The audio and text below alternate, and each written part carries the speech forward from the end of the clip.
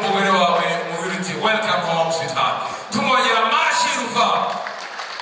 Yes, maze bafata ibyicaro, ubundi inganzo ngari nta zindi nshingano mufite umugoroba. Guha ikaze umugeni ugeze mu ngano turimo, buri wese agubwe neza, maze nababwira iki.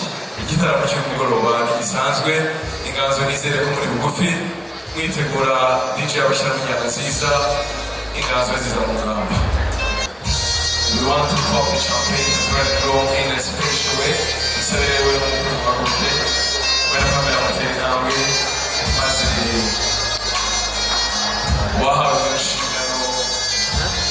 to pop the champagne. Yeah, we call it Ubukwe. Bride is served in a special way that indeed marks his reflection for tonight. Ladies and gentlemen, as you can see, yes, the band's gonna pop up the champagne and make sure that, yes, this is a way the band is pouring champagne to his wife Pamela in a special way, ladies and gentlemen. If you want to collaborate, oh yes, thank you so much. Now you can tap the champagne, band and Pamela. Yes. Now we'll put a cheers to the black room. Taste the champagne. Oh yes, it is good. The presence of the family members. Yes.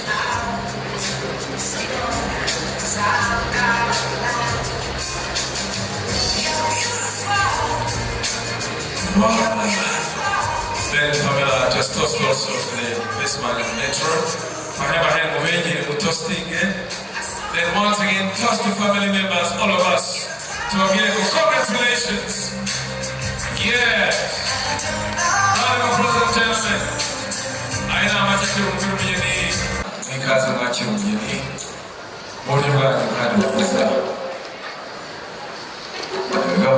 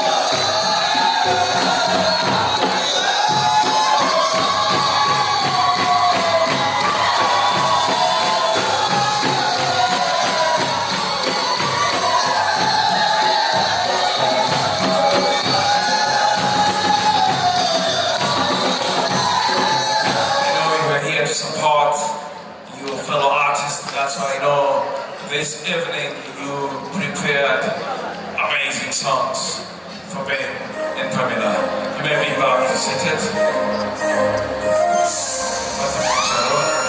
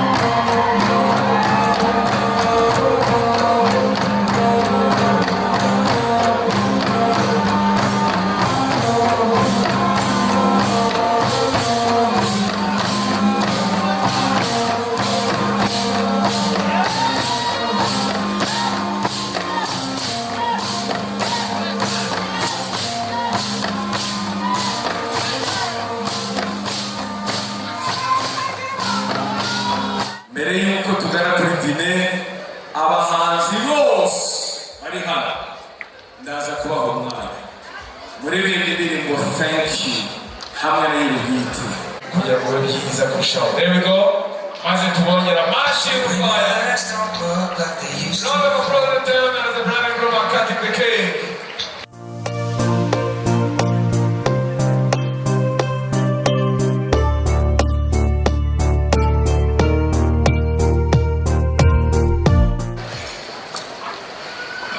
I'm so excited to be here and to be part of the history today for my brother Ben and my sister Pamela. I have a very big land in Zanzibar, so I'll give you part of it.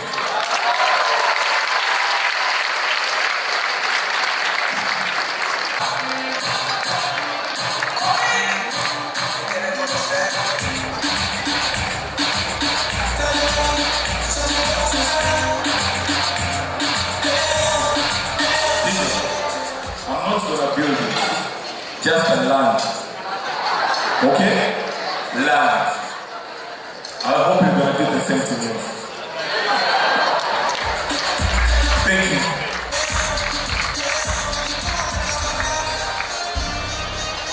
Imana koze bikomeye turanezerewe. Ishimye Imana kuko ibyiza Imana ikoreye abana bacu kuri uyu munsi. Itangiriro ry'ubuzima bushya ndabasabira Imana ho mu ijuru ibafashe muri urugendo batangiye baziragize Imana muri byose kuko ntacyo babasha badafite Imana. Ndabashimira rero uburyo bitwaye neza bakihangana bakabasha kwereka imiryango n'ababyeyi uyu munsi.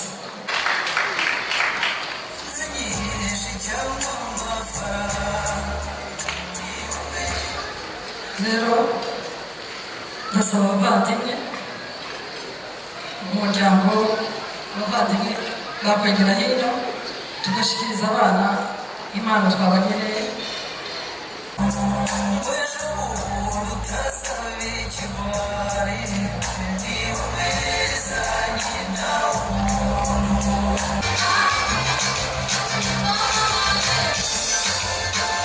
Yesu nashimwe baramukije mwese mu izina rya Yesu kandi mbasaniye umugisha w'Imana. Ndabaza gusabira umugisha buri muntu wese wasengeye ubu bukwe, witanze mu by'amafaranga, witanze mu mbaraga ze, wadushyigikiye mu buryo bwose.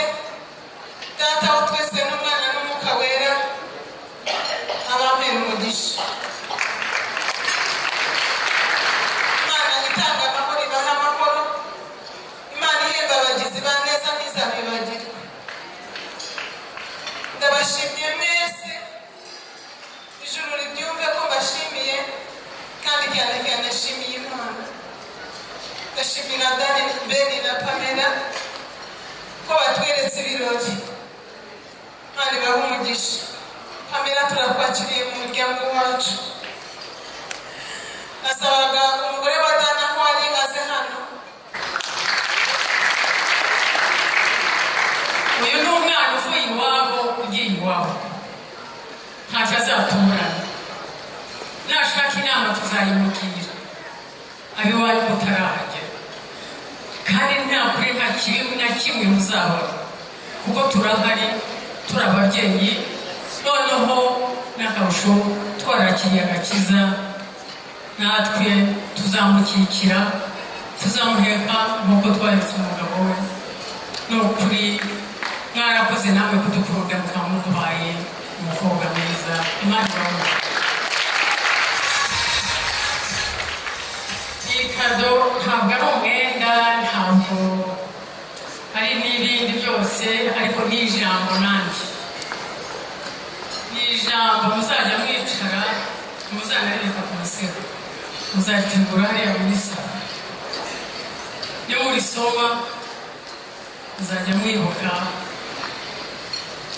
fondasiyo aho mwavuye, kuko bose amashereka yo muri Kristo no mu kumenya Imana nirwo rugendo tubifuza.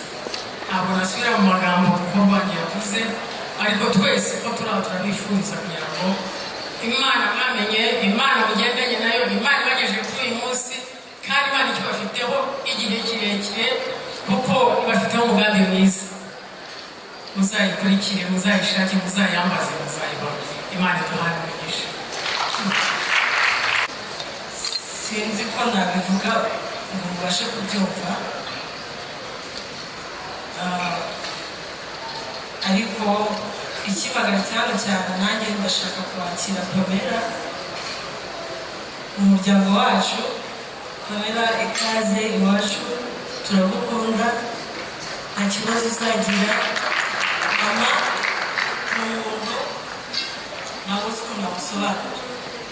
Nanjye mbere mbere naramutinyaga, warizi nawe nawe niko bizi. Ariko uko tugenda tumenyerana ntabwo mufata nk'amabukwe, mufata nka mama wanjye.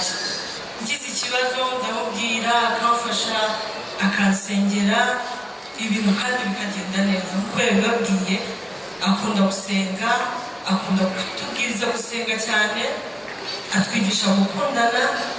Ni ukuri Pamela ahantu agiye, mama Pamela, ahantu Pamela agiye ni heza, humura, aho utazaba uri turahari. Ikaze Pamela, turagukunda.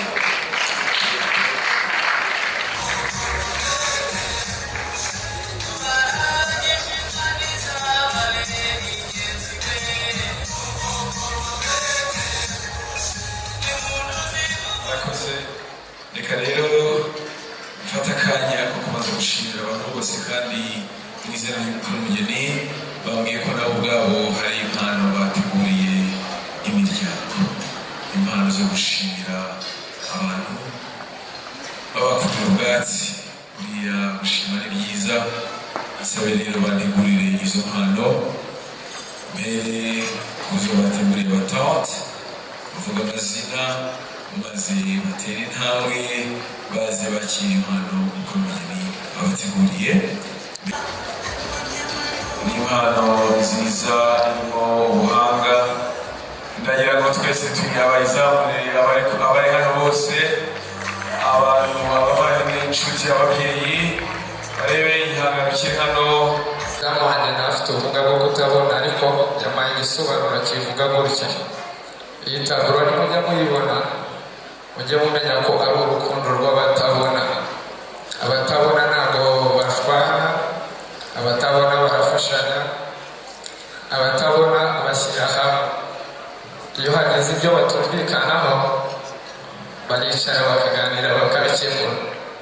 So rero ino foto ndifuza ko muzayimanika ahantu, nimujya mugira ibyo mupfa, ibyo mushwana, mujye mwibuka ko hari urukundo rw'abatabona. Mujye muhora mwigire isomo. Imana izaguhere umuhungu n'akobwa, kandi umugore wanjye yantumye ngo mumubwire ngo arabakunda.